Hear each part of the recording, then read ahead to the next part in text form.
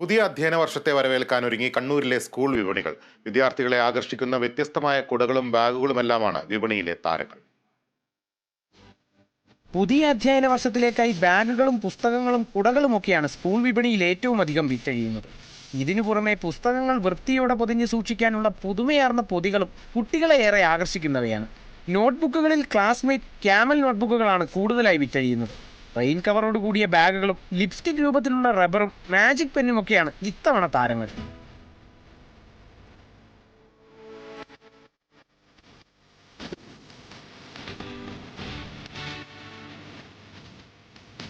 എഴുത്തിന് മുകളിലേക്ക് ലൈറ്റ് തെളിയിച്ചാൽ അക്ഷരം തെളിഞ്ഞു കാണുന്ന മാജിക് പെൻ, കാർട്ടൂൺ കഥാപാത്രങ്ങൾ നിറഞ്ഞു നിൽക്കുന്ന ബാഗുകൾ, പെൻസിൽ ബോക്സുകൾ, ടിഫിൻ ബോക്സുകൾ, വാട്ടർ ബോട്ടിലുകൾ ഇവയെല്ലാം പുതുമ നിറച്ചാണ് വിപണിയിലെത്തിയിരിക്കുന്നത്.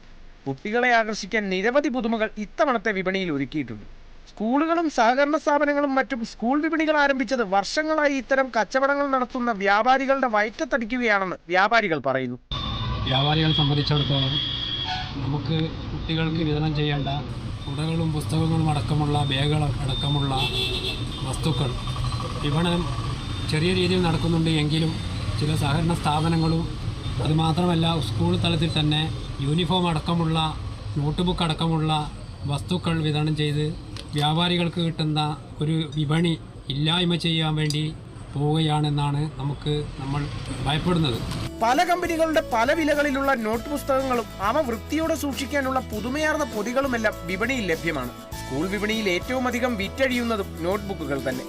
Kerala vision news, Kannur.